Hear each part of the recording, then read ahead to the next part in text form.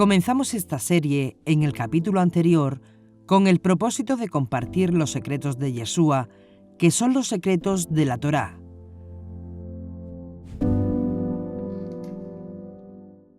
A lo largo de este fascinante viaje en esta serie, descubrirás cosas que nunca antes escuchaste y escucharás cosas que jamás entendiste. La Torá tiene 70 caras, y así como el martillo rompe la piedra en pedazos, así un versículo de la Biblia puede tener muchas explicaciones. Y en la búsqueda de encontrar la riqueza de la Torá, en cada versículo, en cada palabra y en cada letra, es que nos acercamos a ella buscando las enseñanzas de Yeshua en ella.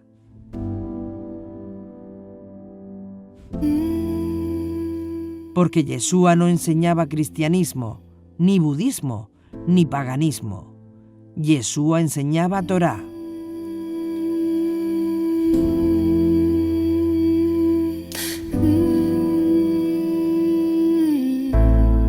Yeshua, como maestro de Torá, sacaba lo oculto de la Torá, y eso es, precisamente, lo que vamos a hacer en esta serie.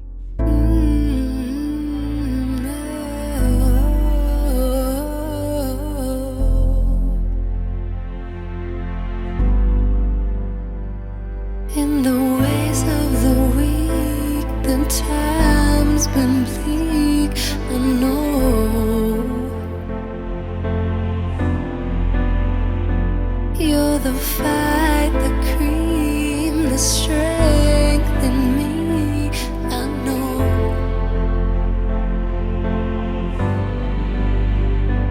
And you're driving me crazy.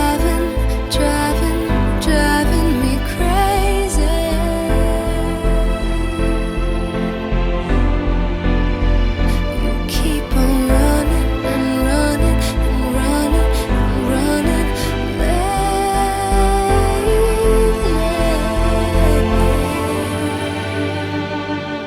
Slow down, you go too fast now.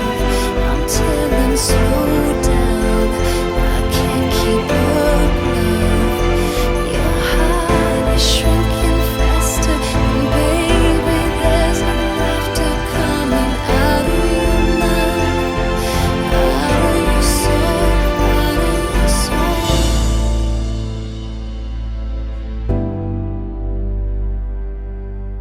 Los secretos de Yeshua, capítulo 2. Ama a tu prójimo. ¿Quién es tu prójimo? Sweet lover.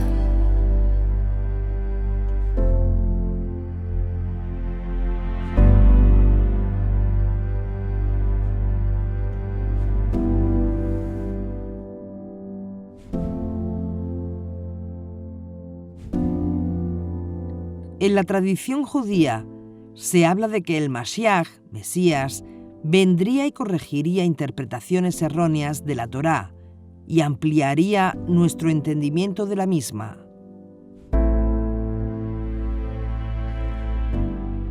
A la interpretación profunda que el Mesías daría y su enseñanza se le conoce como la Torá del Mashiach.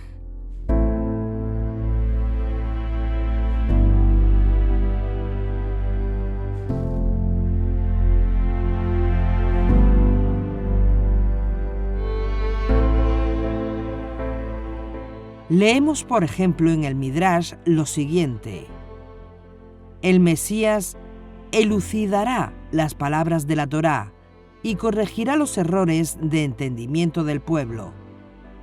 Bereshit Rabá 98:9.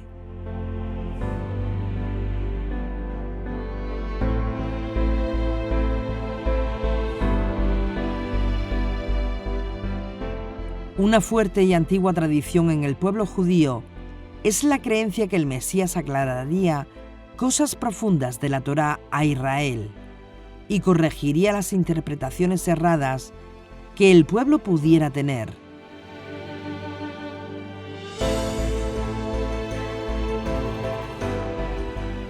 En circunstancias nuevas, en donde el juicio de la Torá no es tan claro, el Mesías diría la última palabra. Pareciera que esta tradición se remonta a tiempos bastante antiguos, puesto que podemos ver indicios de la misma en la conversación entre Yeshua y la samaritana.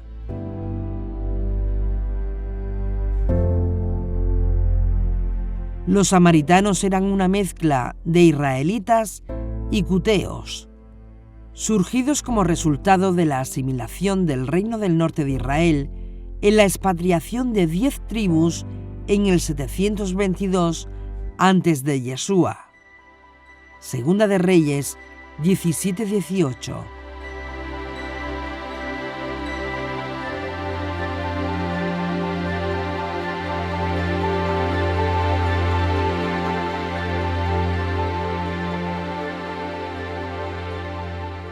En un sentido, los samaritanos eran hijos de Abraham, pero que se habían apartado de la pureza de los mandamientos.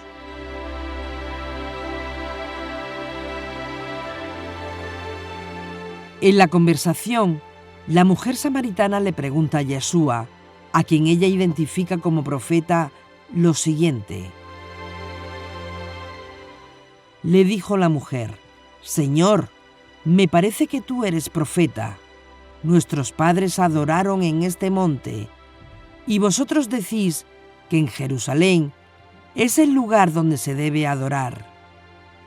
Juan 4, 19, 20.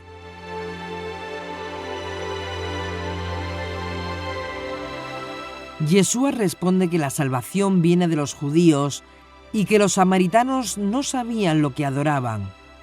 Juan 4:22.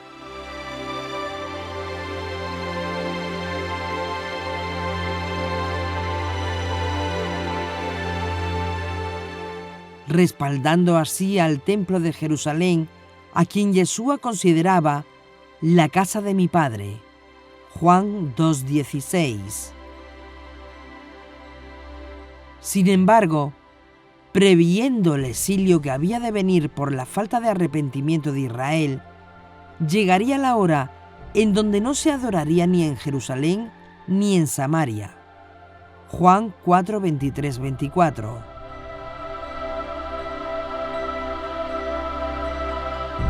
Yeshua, en otra ocasión, estando reunido con unos fariseos, uno de ellos le preguntó: Maestro, ¿cuál es el mandamiento mayor de la ley? Él le dijo: amarás al Señor, tu Dios, con todo tu corazón, con toda tu alma y con toda tu mente. Este es el mayor y el primer mandamiento.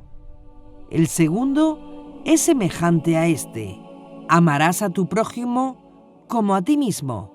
De estos dos mandamientos penden toda la ley y los profetas. Mateo 22, 36, 40. Pablo, sobre esto mismo, escribió en Romanos 13, 8: Con nadie tengáis otra deuda que la del mutuo amor, pues el que ama al prójimo ha cumplido la ley. Es decir, el mandamiento de amar al prójimo es tan grande y con tantas implicaciones que tiene que ser analizado.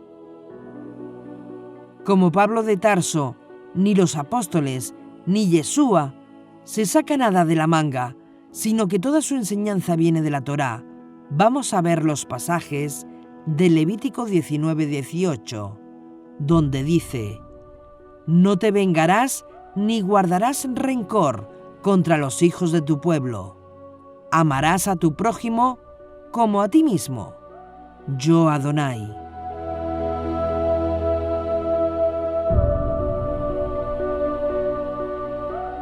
Entonces viene la pregunta: ¿quién es mi prójimo? ¿Quién es nuestro prójimo?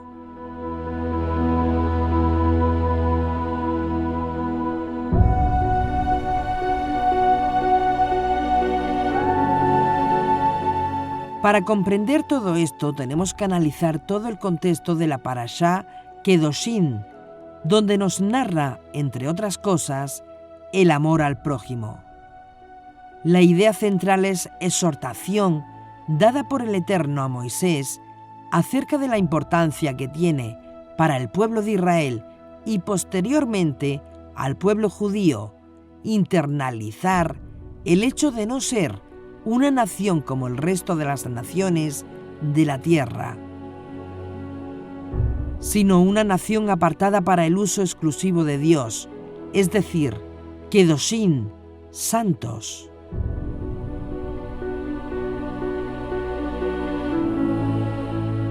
Ahora bien, la santidad no es amar a Dios y vivir como a uno le da la gana, sino amar a Dios y hacer lo que a Él le agrada.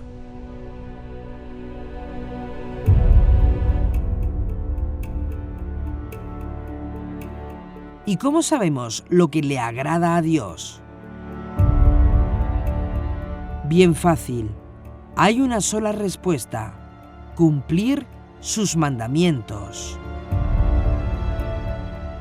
Cada mandamiento de la Torá, cada precepto expresa, revela una preocupación divina acerca de la manera de cómo deberíamos vivir en las circunstancias específicas a las que el mandamiento dirige.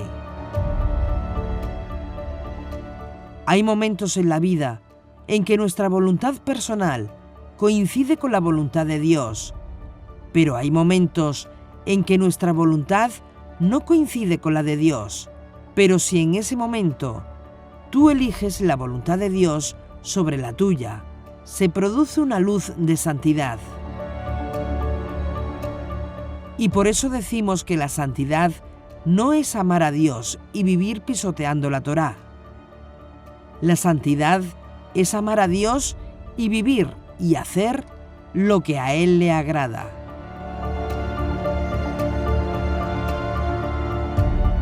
Conociendo los mandamientos, podemos conocer a Dios y, por lo tanto, hacer las cosas que a Él le agradan.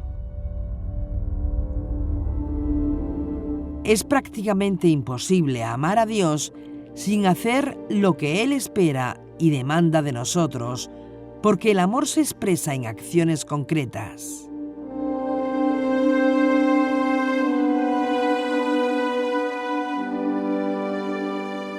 Debido a eso, no es suficiente que Dios nos diga: ustedes serán santos como yo soy santo.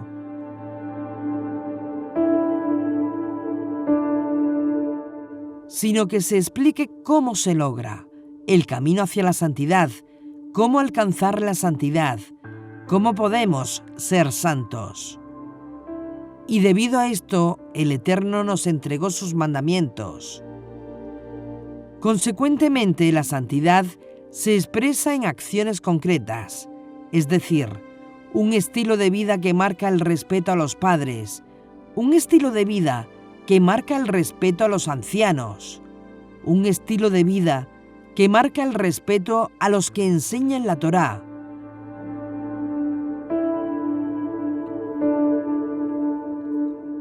Un estilo de vida que se expresa en la observancia del Shabbat, el rechazo de toda forma de idolatría, etc.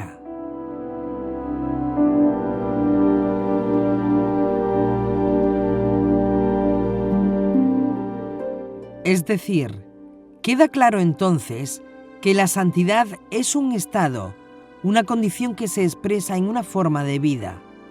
Y esa forma de vida surge cuando guardamos los mandamientos de Dios que tenemos que cumplir cada uno, según sea su caso.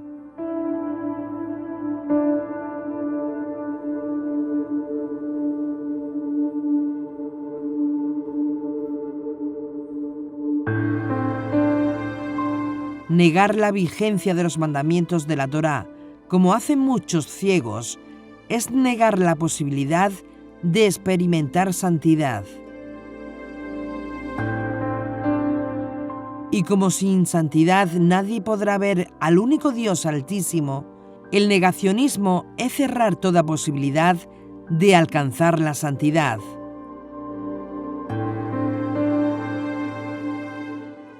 En una ocasión le preguntaron a Yeshua que cuál es el más grande mandamiento de todos.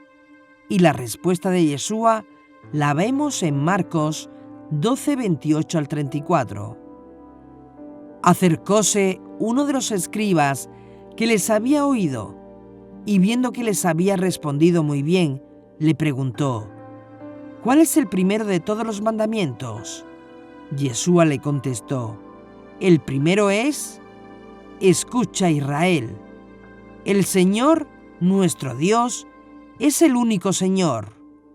Y amarás al Señor, tu Dios, con todo tu corazón, con toda tu alma, con toda tu mente y con todas tus fuerzas. Es decir, Yeshua estaba diciendo ahí Devarim capítulo 6, Deuteronomio. Y después añadió, como todo buen maestro de Torá, que le preguntan una cosa y contesta un poco más, el segundo es: amarás a tu prójimo como a ti mismo.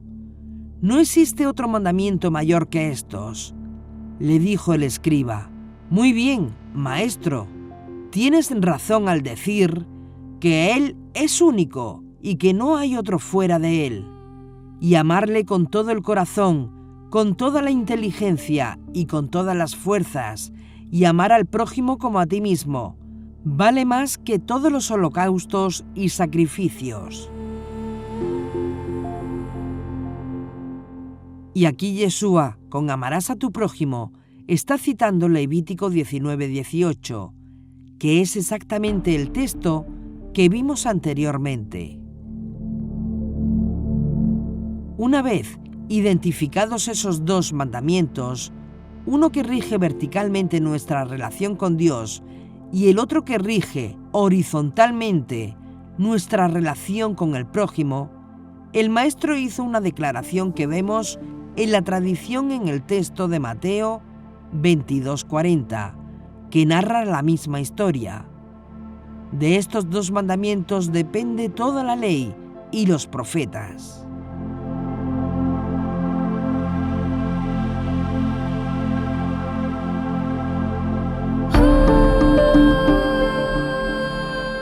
En otras palabras, el amor a Dios y el amor al prójimo es la síntesis de los 613 mandamientos de la Torá.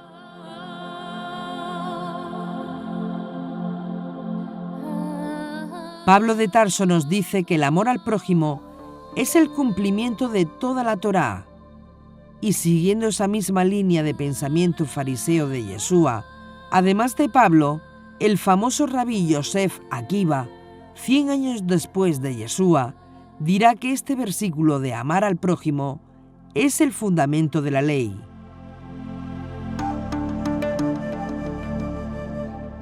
Dijo Akiva: es el gran principio general de la Torá.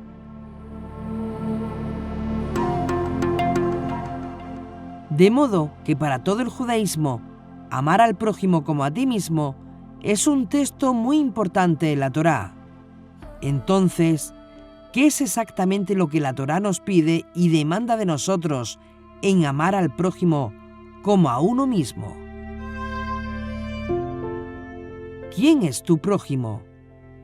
¿Todo ser humano es tu prójimo? ¿Los de tu misma nación, los de tu misma raza?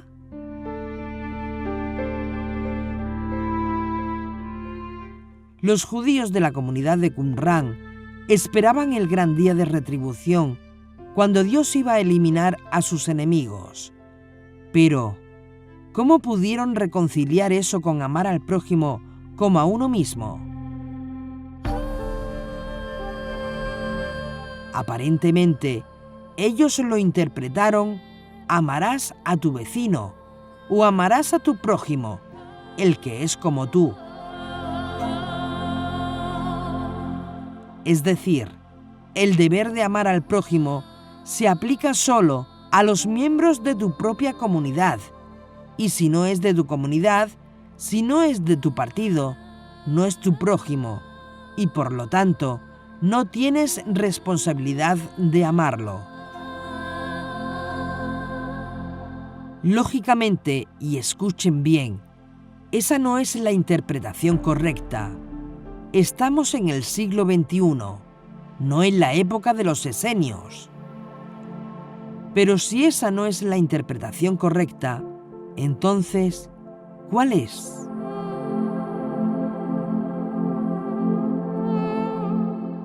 Como vimos anteriormente, un día se encontraba Yeshua enseñando, cuando se levantó un doctor de la ley, fariseo, un perushín, de los muchos grupos de fariseos que había en aquella época.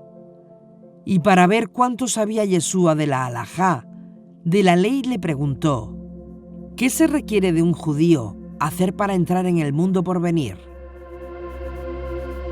Y Yeshua le contestó: ¿qué es lo que dice la ley? ¿Qué es lo que tú lees en ella? Y el fariseo le respondió: amarás al Señor tu Dios con todo tu corazón, con toda tu alma, con todas tus fuerzas y con toda tu mente, y a tu prójimo como a ti mismo. Entonces Yeshua le dijo: has respondido correctamente, haz eso y vivirás. El fariseo entonces le preguntó: ¿y quién es mi prójimo? Y es aquí cuando Yeshua responde con una parábola tan hermosa y universal que pecaríamos de no mencionarla.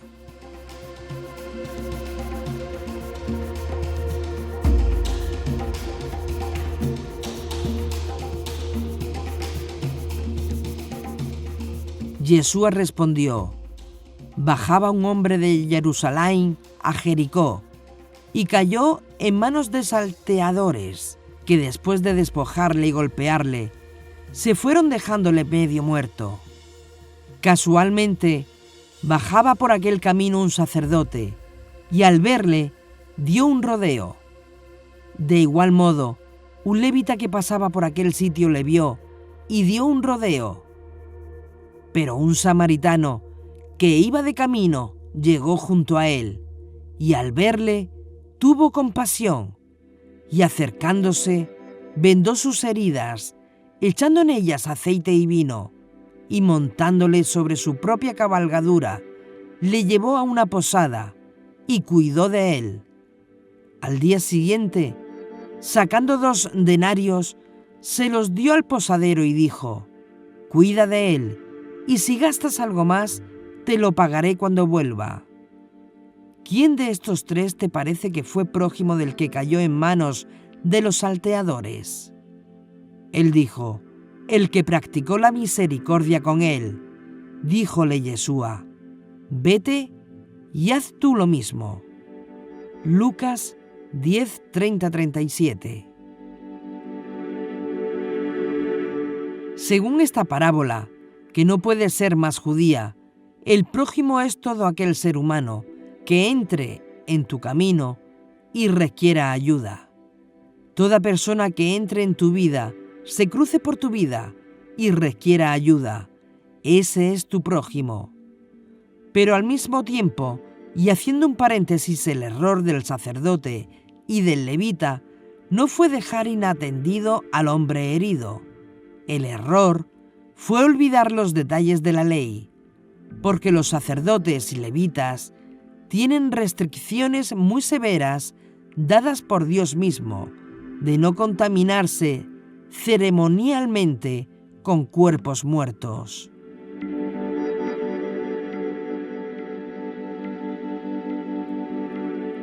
Ellos, al ver a ese hombre tirado en el camino, pensaron que estaba muerto y para no contaminarse ritualmente, debido a su alta investidura, y para guardar el mandamiento de Dios impuesto sobre ellos, evitaron todo tipo de contacto con el cuerpo supuestamente muerto. Así que hasta ahí actuaron bien. ¿Dónde no actuaron bien?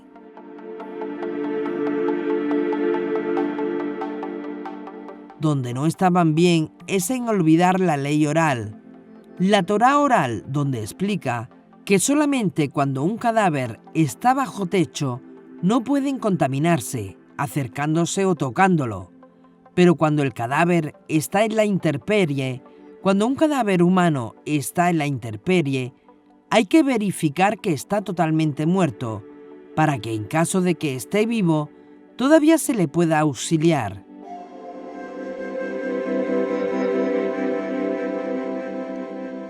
Y es ahí donde cometieron el error. El error no está en la Torá escrita. El error estuvo en no conocer bien la Torá oral.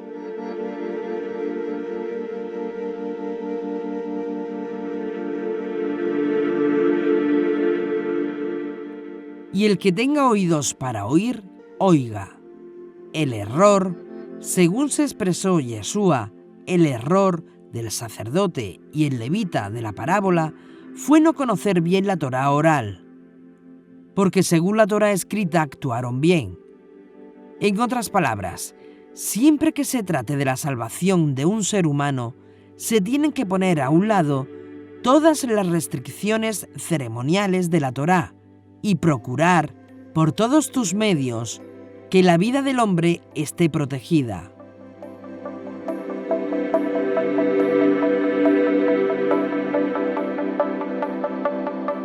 Y en ese contexto, ¿qué significa amar al prójimo? Significa que si de pronto te llega 1.000.000 de euros, deberás partir la mitad para ti y la otra mitad repartirlo entre todos los cercanos a ti.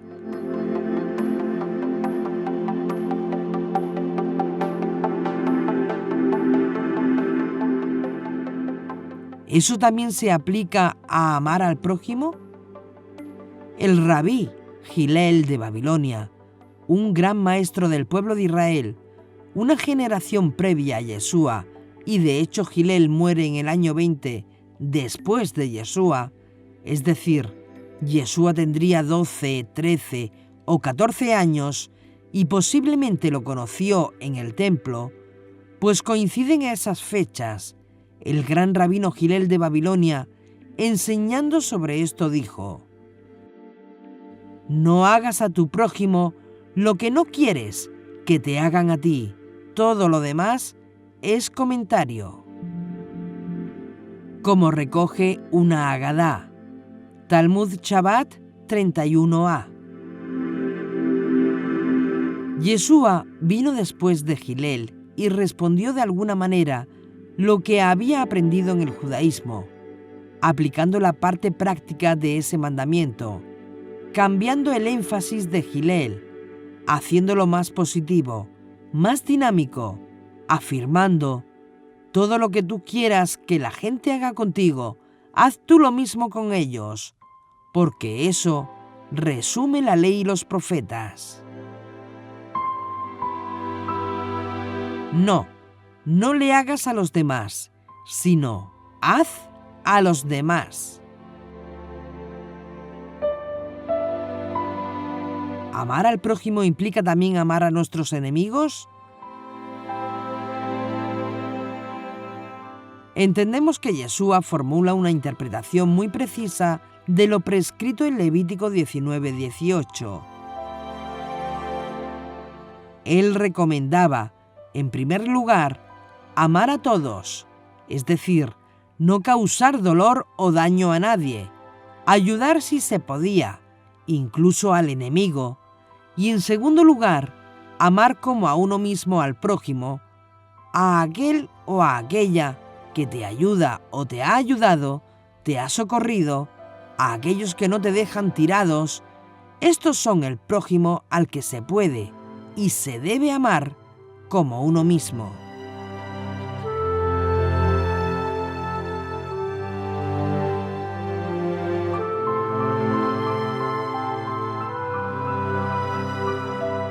Yeshua, como buen judío, tenía un conocimiento muy grande de la Torá y de todo el Tanaj, y parece que cuando prescribe «amad a vuestros enemigos», tiene en cuenta a lo dicho en los proverbios bíblicos: si cae tu enemigo, no te alegres; si tropieza, no lo celebres.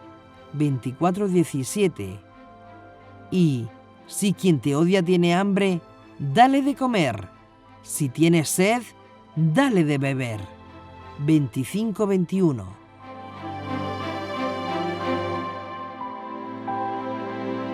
La interpretación sobre las palabras de Yeshua, referida al afecto, concuerda con la de la mayoría de otros maestros de la Escritura. Así pues, puede mejorarse el comportamiento, pero no el afecto.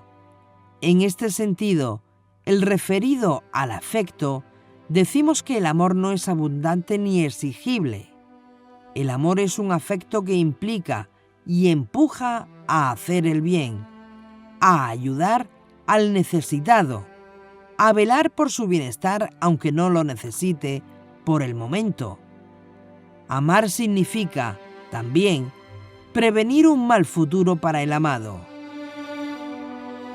Además, el amor requiere dar de lo propio a quien es amado si lo necesita. Pero atención, porque esta donación, este tipo de amor, no puede ser general, de ahí que solo se pueda amar a los demás como a uno mismo.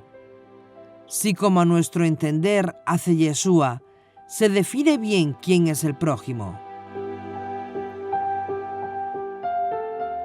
Si se define el amor de este modo, puede decirse que no se puede exigir un amor afectuoso para el enemigo. Es suficiente con dejar de hacerle el mal y darle de beber si tenemos agua, si él no la tiene.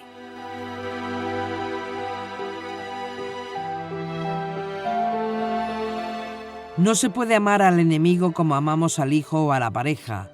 No se puede amar a los verdugos de Yeshua como se le puede amar a él.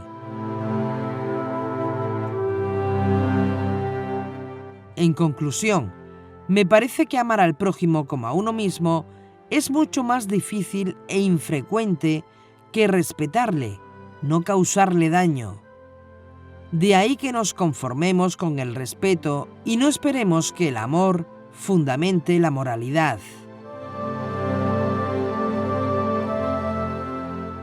Adoptamos la compasión como sentimiento moral y no lo hacemos con el amor por lo siguiente. La compasión puede mover a dar algo de lo propio, pero no siempre lo consigue, mientras que cuando hay amor, damos siempre algo de lo propio cuando se necesita. La compasión es un freno ante el mal. Dar de lo propio es bastante infrecuente. Por ello, no se podría incluir al amor como apoyo, como fundamento de la moralidad. Como sucede en Deuteronomio, en esta parte de Levítico la palabra amor tiene el sentido concreto de querer el bien y hacerlo. No simplemente el de experimentar un sentimiento de afecto más o menos intenso. Es decir, ser proactivos en el proceso, teniendo en cuenta que el mandamiento no dice «ama a tus enemigos», sino «ama a tu prójimo». La distinción radica en el hecho de si se entiende el mandamiento de Yeshua como la ayuda al enemigo o al adversario en un momento concreto, aunque no haya afecto, y no es un mandamiento imposible cumplir.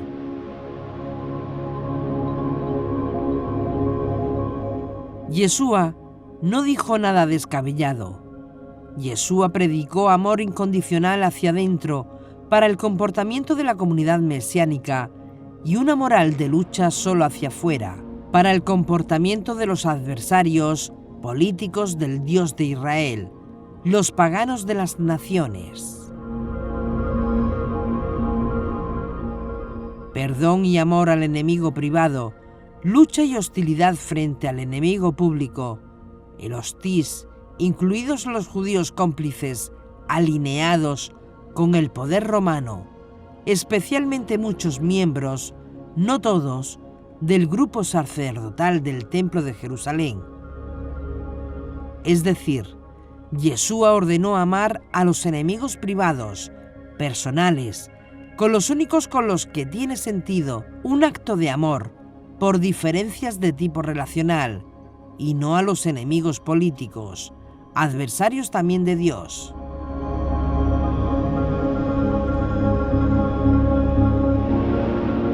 Para Yeshua, cualquiera que fuera contra las intenciones de Dios era un adversario y por lo tanto entraba en la misma regla que tenían los de Qumran: odiar a los hijos de las tinieblas. 1 QS y 4.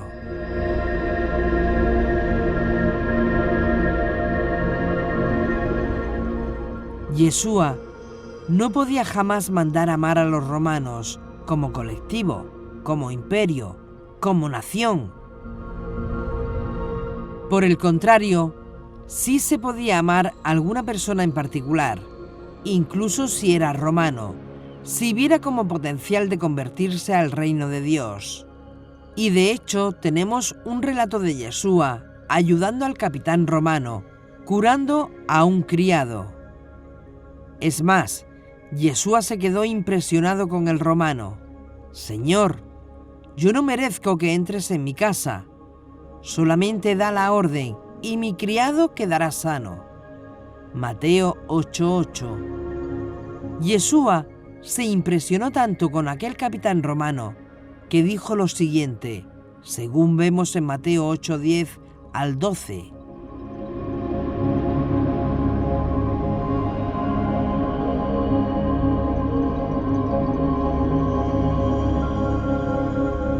Yeshua se quedó admirado al oír esto y dijo a los que le seguían: «Les aseguro que no he encontrado a nadie en Israel con tanta fe como este hombre. Y les digo que muchos vendrán de oriente y de occidente y se sentarán a comer con Abraham, Isaac y Jacob en el reino de los cielos. Pero los que deberían estar en el reino serán echados a la oscuridad de afuera. Entonces vendrán el llanto y la desesperación». Es decir, tanto el romano como el samaritano, en el ámbito de las relaciones personales, es un verdadero prójimo y debe ser amado.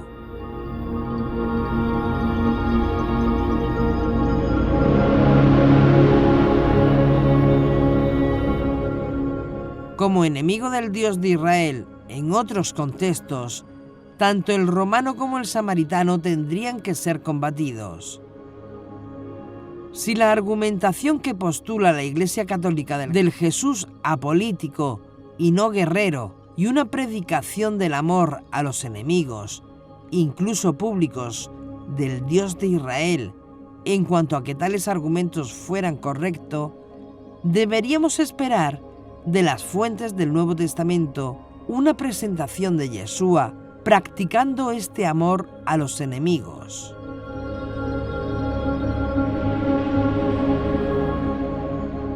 En su vida pública, sin embargo, no vemos a Yeshua como un modelo de contención, paciencia y amor con sus enemigos, sino todo lo contrario.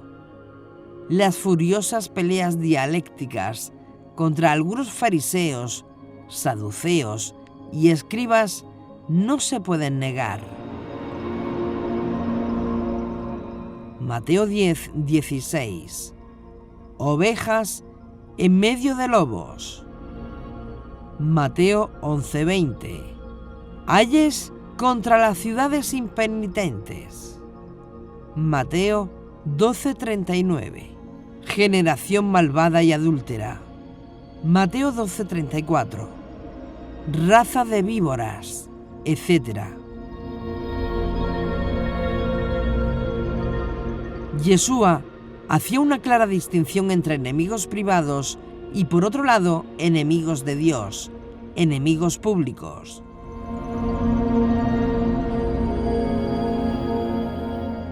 Yeshua es ciertamente original al extender de este modo el concepto de prójimo y ordenar este doble precepto del amor a Dios y al prójimo, incluyendo en este último término también a los enemigos públicos, cuando se hallan dentro del ámbito de lo privado.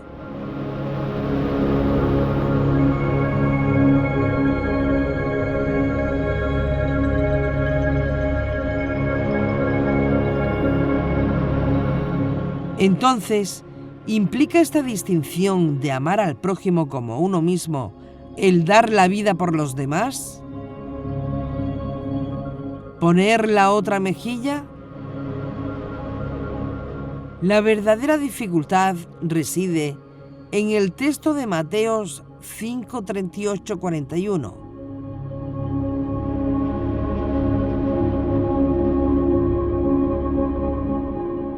Presentar la otra mejilla.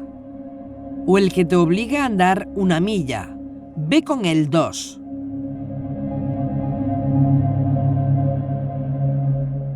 ¿Cómo contrasta esto cuando Yeshua jamás condenó la violencia?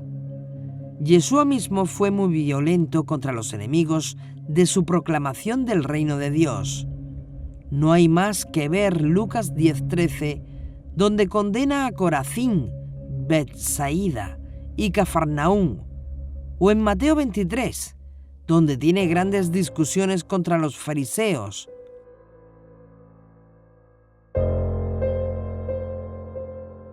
O en Mateo 10:34, no he venido a traer paz sobre la tierra, no he venido a traer paz, sino espada. O en Lucas 12:49, he venido a arrojar un fuego sobre la tierra.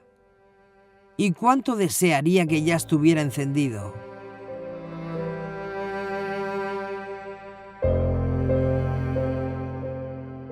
¿Cómo contrasta esto cuando vemos a algunos discípulos de Yeshua que llevaban armas ocultas, como nos narra Lucas 22, 38, 49?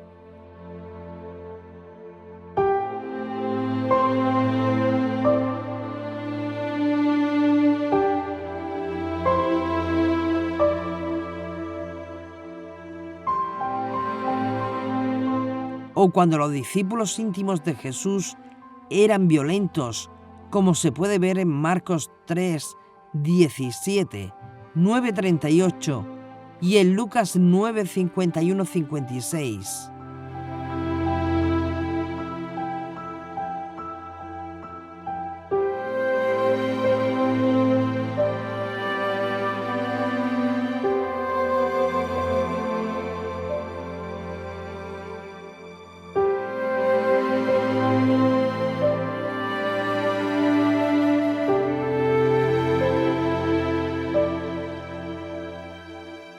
O cuando vemos a un Yeshua político, pues el propósito de Yeshua era restaurar el reino de Dios, lo cual es una pretensión política, no meramente religiosa, como podemos ver en Lucas 24, 21 y Hechos 1, 6.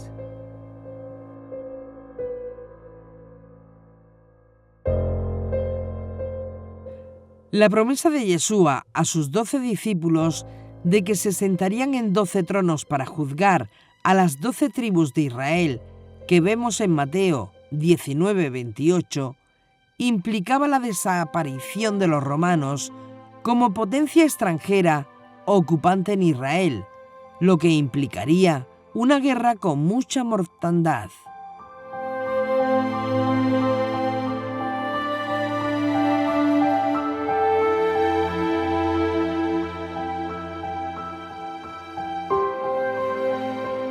Tanto Marcos 14:2 como Juan 11:47-50 apuntan que los actos de Yeshua podían provocar una insurrección popular y la intervención de los romanos con graves consecuencias. Y para capturar a un supuesto sujeto totalmente pacífico, no se envía una partida fuertemente armada y de noche, como vemos en Marcos 14, 43-48 o en Mateos 24, 47-52.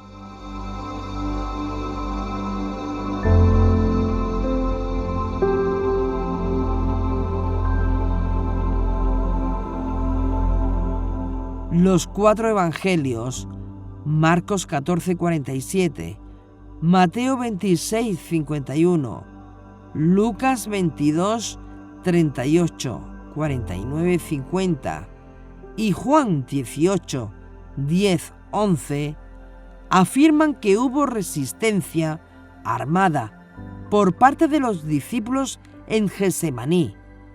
De hecho, se narra como Kefá le cortó la oreja a un sacerdote del templo. Y pese al contraste de la situación, vemos la gran compasión que tuvo Yeshua al curar la oreja al sacerdote. ¿Por qué? Lo veremos en el siguiente capítulo. Es decir, el gran contraste de un Yeshua enemigo de los enemigos de Dios y, por otro lado, a un Yeshua que deja a un lado su enemistad en casos concretos.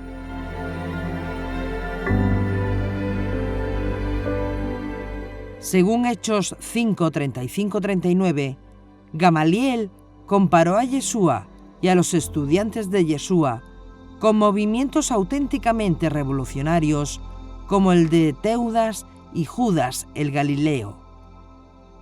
A la luz de estos pasajes, lo mínimo que se puede decir es que no puede darse una interpretación universal al pasaje del Sermón de la Montaña en Mateo 5:39, donde dice: «Pues yo os digo, no resistáis al mal, antes bien, al que te abofetee la mejilla derecha, ofrécele también la otra». Por eso, ayudar al prójimo en contraste con poner la otra mejilla cuando uno recibe una bofetada, expone Antonio Piñero sobre un destacado experto en los evangelios sinópticos, John Kloppenborg, donde dice Q6, 29a: «A quien te golpee la mejilla derecha, preséntale la otra». No habla de un caso de violencia esporádica y ocasional, sino de un insulto deliberado donde se ve amenazado el honor de uno. Lo que estos dichos tienen en común no es el consejo de sufrir en silencio, sino más bien el de evitar los tribunales a toda costa.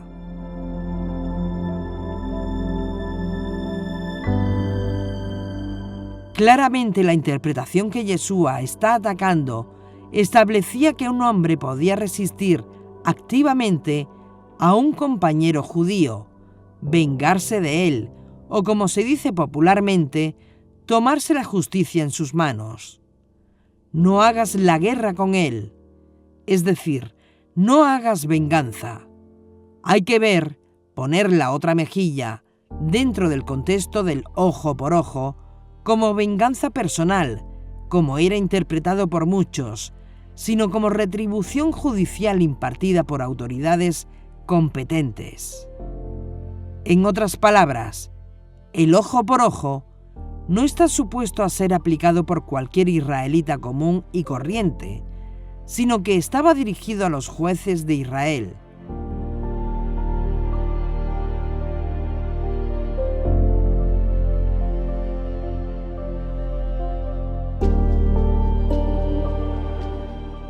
El célebre rabino jasídico Yehiel Etzvi Lichtenstein, quien llegó a creer en Yeshua como Mesías en el siglo XIX, comentando este verso dice lo siguiente: «La opinión de Yeshua es que únicamente una corte de ley tiene el derecho de tomar venganza contra los transgresores, ya que el contexto del verso de ojo por ojo en la Torá está hablando acerca de la asamblea, que es la corte. Éxodo 21-22 también habla de los jueces, pero no del individuo buscando su propia retribución. Yehiel Etzvi Lichtenstein sobre Mateo 5, 38-39, citado en Torah Club Volumen 4, Crónicas del Mesías, Sermón de la Montaña 1, Daniel Lancaster, Primeros frutos de Sion. Yeshua entonces corrigió a aquellos que malinterpretaban el verso de ojo por ojo, para aplicar una venganza hacia un desprecio o insulto o un golpe en la mejilla derecha, que era considerado un insulto muy serio en el judaísmo de la época de Yeshua.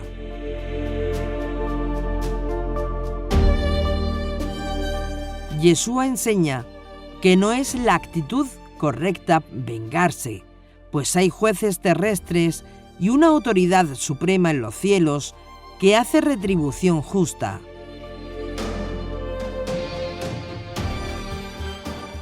Es bueno aclarar que Yeshua no está diciendo algo en contra de la defensa personal ante un asesino o ladrón que busca hacerte daño y a tu familia.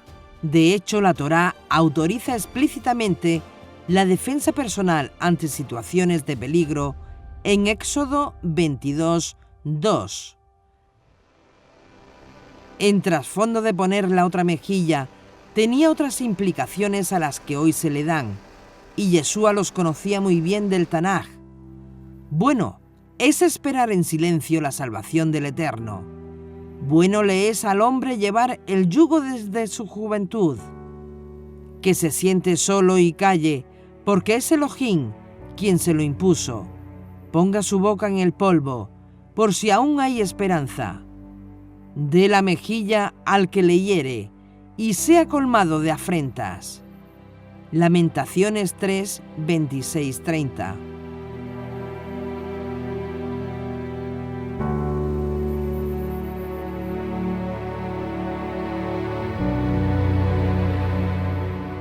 El profeta Jeremías tampoco autoriza la venganza personal ante las afrentas o insultos.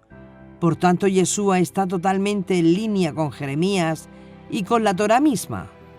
No te vengarás ni guardarás rencor a los hijos de tu pueblo, sino amarás a tu prójimo como a ti mismo. Yo soy el Eterno. Levítico 19:18. Claramente, pues, y según su enseñanza, no debemos tomar la venganza en nuestras manos. Yeshua no está diciendo que lo que dijo Moshe está mal y lo que dice él está bien. Él está interpretando la intención original y óptima del mandamiento dado por Moshe y corrigiendo interpretaciones erráticas.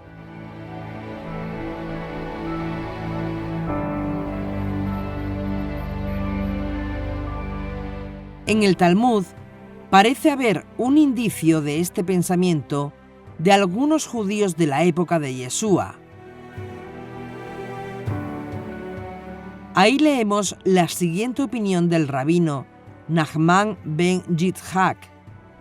Para aquel que ha visto algo indecente en su prójimo, siendo el único que puede testificar contra él, es una misvá, mandamiento, aborrecerlo, como está escrito. El temor del Eterno es aborrecer el mal. Proverbios 8:13, Pesajim 113b. Rab Yohanan dijo en nombre de Rab Shimon Bar Yehosadak: cualquier erudito que no se vengue por sí mismo y retenga ira como serpiente, no es un verdadero erudito. Yomá 22b, 23a.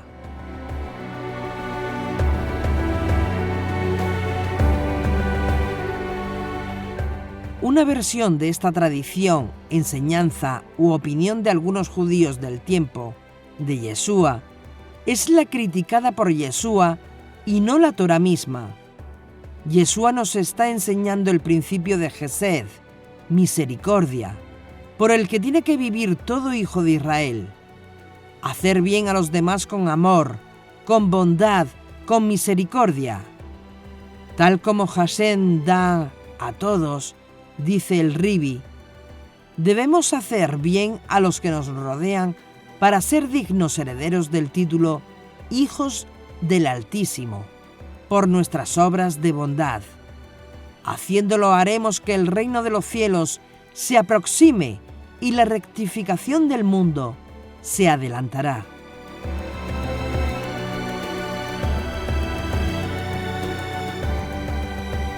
Sobre el comentario de Gilel de Babilonia, no hagas a tu prójimo lo que no quieres que te hagan a ti, todo lo demás es comentario.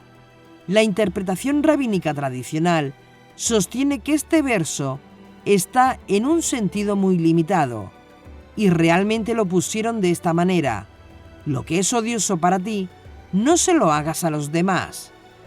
Por tanto, analizando toda la amplitud del mandamiento, tanto en positivo como Yeshua, tanto en negativo como lo expresó Hillel, y posteriormente las escuelas rabínicas, si te llegara 1.000.000 no tendrás que partirlo por la mitad. Para entender este versículo y las razones por las que tanto Hillel como Yeshua, como Pablo de Tarso, como el rabino Akiva, como los rabinos de la época talmúdica interpretaron este texto casi de la misma manera. Pero hay que entender lo que hay detrás de ese texto. En otras palabras, la parte medular en Levítico 19:18, que es el amor al prójimo, constituye solo la parte final del versículo. Pero antes de decir amarás a tu prójimo como a ti mismo, el versículo dice otra cosa. El versículo dice, no te vengarás ni guardarás rencor contra tu prójimo. No andes difamando entre los tuyos, no demandes contra la vida de tu prójimo.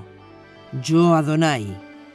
No odies en tu corazón a tu hermano, pero corrija a tu prójimo, para que no te cargues con pecado por su causa.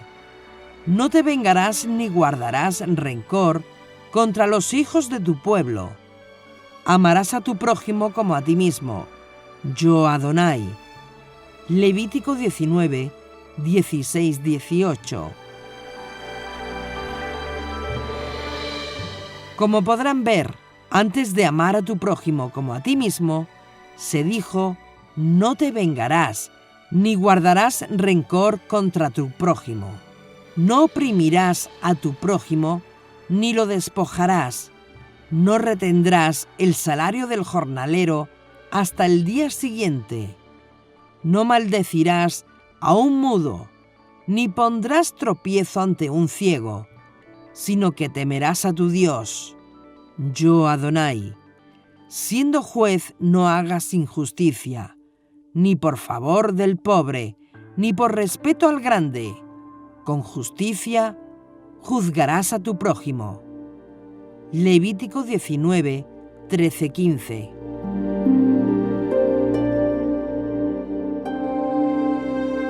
Es decir, tomar venganza o guardar rencor es serio, es muy grave, como las venganzas de sangre que todavía existen en varios países del mundo. Pero los rabinos de los tiempos antiguos interpretaron aquí la venganza de una forma muy realista y vamos a mostrar 2 ejemplos para ver cómo lo hacían los rabinos del Talmud.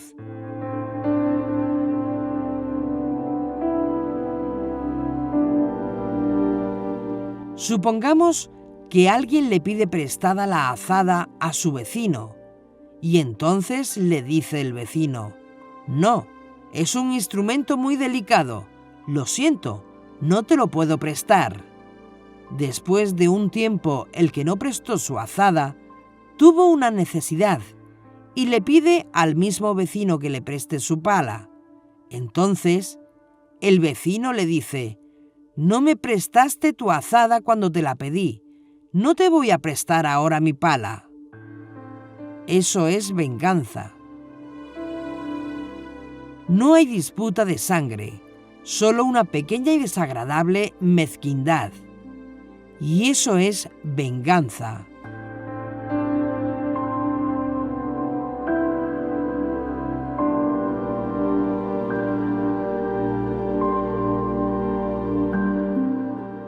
Pero el texto de la Torá dice, no guardarás rencor.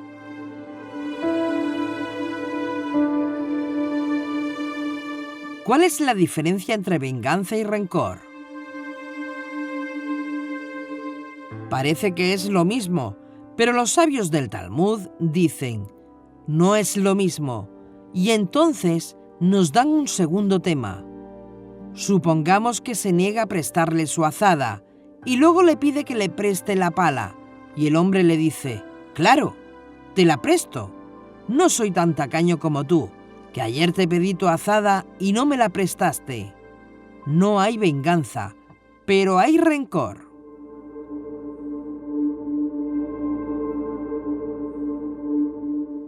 A la luz de estos dos ejemplos, ¿qué parecen implicar las palabras que siguen? Amarás a tu prójimo como a ti mismo. Como a ti mismo, no más que a ti mismo. Si dos amigos van por un desierto y uno lleva 2 cántaros de agua y el otro solamente lleva uno y finalmente desfallecen, al punto que solamente el agua extra salvará la vida del que tomó precaución y llevó 2 cántaros, ¿qué se debe hacer ahí?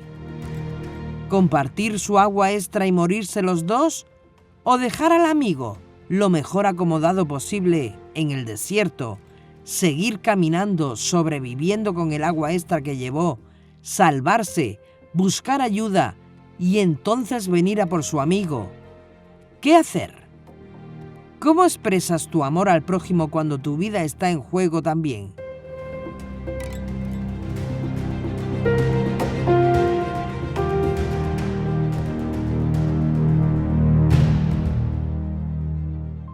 10 mujeres estaban invitadas a una boda y cada una trajo sus lámparas con su aceite.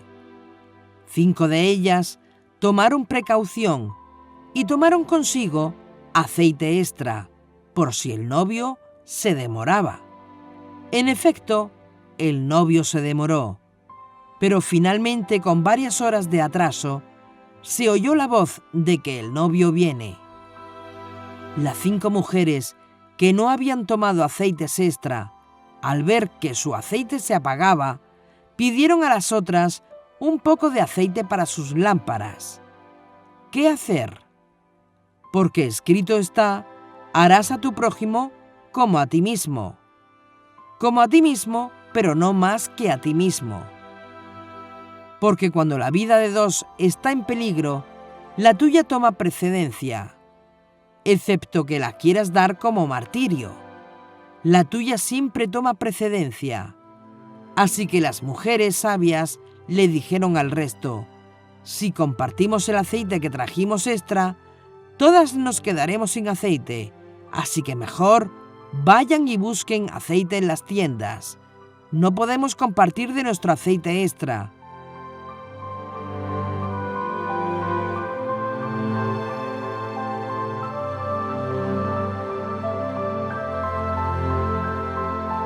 Con este mismo principio, Benjamín Netanyahu dio un discurso en la Bet Knesset, dirigido a Ismail Haniyeh, el terrorista presidente del grupo Hamas, que controla Gaza, responsable de todos los ataques terroristas desde Gaza hacia Israel.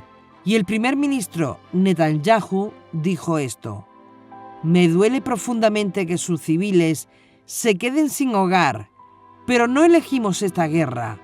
Tú lo hiciste. Y si nuestra elección es entre permitir que nuestros ciudadanos sean atacados sin piedad por tu salvajismo genocida o tener que convertir a tus civiles en refugiados, lamento decirte que tenemos que elegir esto último.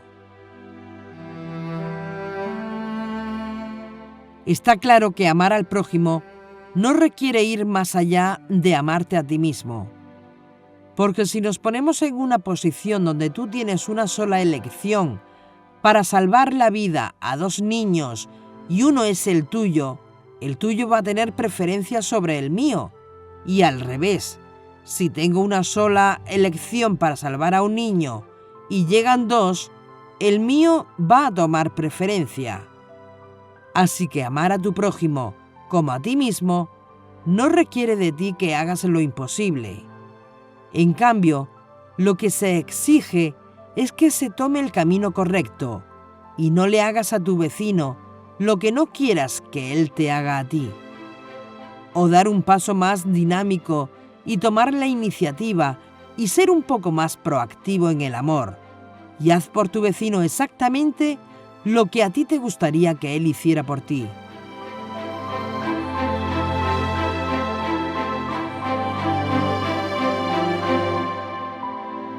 ¿Cómo te gustaría que fuera tu familia? ¿Cómo te gustaría que fuera tu comunidad? ¿Cómo te gustaría que fuera tu ciudad? ¿Cómo te gustaría que fuera tu país? ¿Cómo te gustaría que fuera el mundo? Entonces, no hay atajos. Ama a tu prójimo como a ti mismo. Y esta es la gran fuerza y enseñanza que dio Yeshua.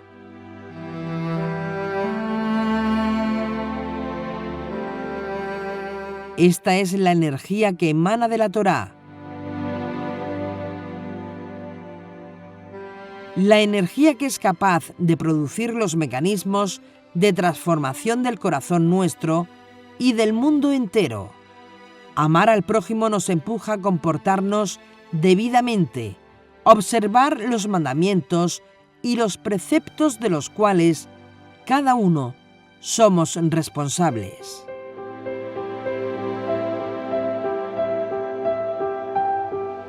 En la medida en que vivimos como Dios espera, en santidad que no es amar a Dios y hacer lo que a mí me dé la gana, sino lo que Él me pide, vamos transformando en luz el camino que va a contribuir positivamente a la entidad familiar donde tú vives, a tu comunidad, a tu ciudad, a tu país, a tu civilización, a nuestras naciones, a nuestro mundo.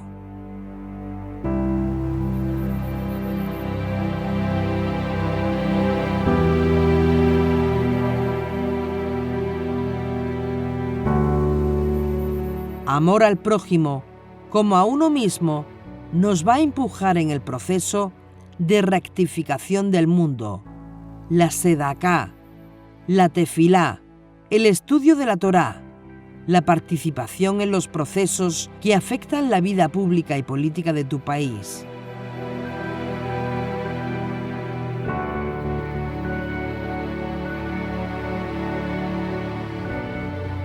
Amar al prójimo nos llevará a rectificar al mundo, comenzando con la rectificación de nosotros mismos. Porque si nosotros mismos no estamos corregidos, será muy difícil corregir a otros.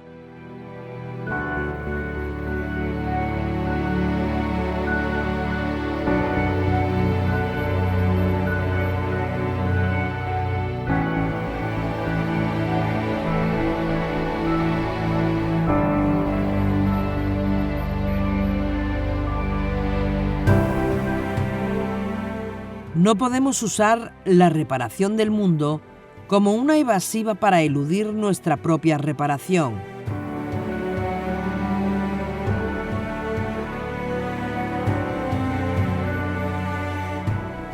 Amar al prójimo como a ti mismo no es para otros, es para mí, es para ti, es para todos los que estamos comprometidos con la Torá, con Yeshua y con nuestro Padre que está en los cielos. Comenzando con la transformación de nosotros mismos y terminando con la transformación del mundo.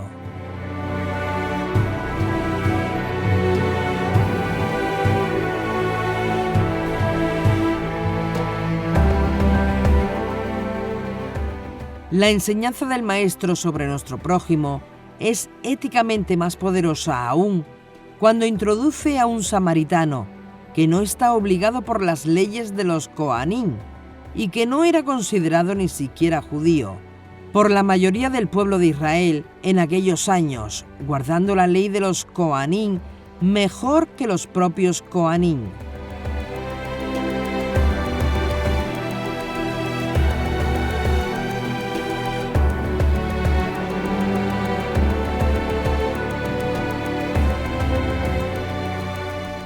Y poniendo incluso de su propio dinero para salvar la vida de un ser humano. Y es aquí donde entramos en un área sumamente difícil de explicar.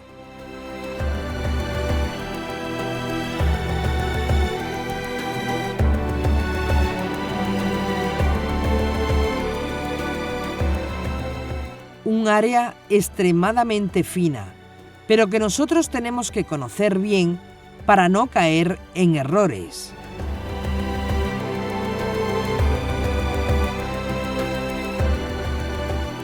El rabino Pablo de Tarso enseñó: si el no judío, que no está obligado a guardar la ley judía, guarda por intuición la propia ley, te condenará a ti que, aunque siendo judío, no guardas la ley, porque judío no es solo por fuera, en apariencia, sino por dentro, de un corazón puro que recibe alabanza, no de los hombres, sino de Dios Altísimo.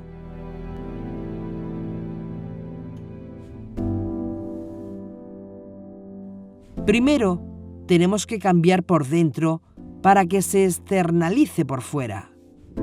Pero ¿cómo hacerlo?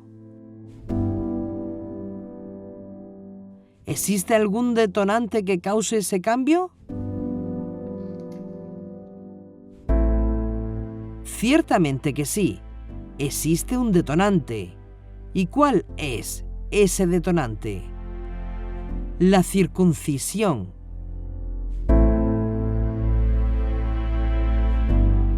El detonante para el cambio es la circuncisión.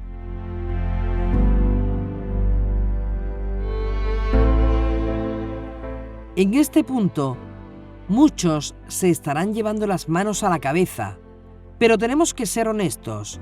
Es la circuncisión.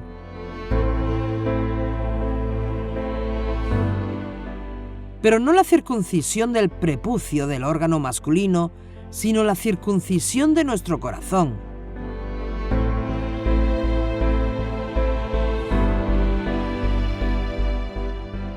Vamos a estudiar cómo se hace la circuncisión en el corazón.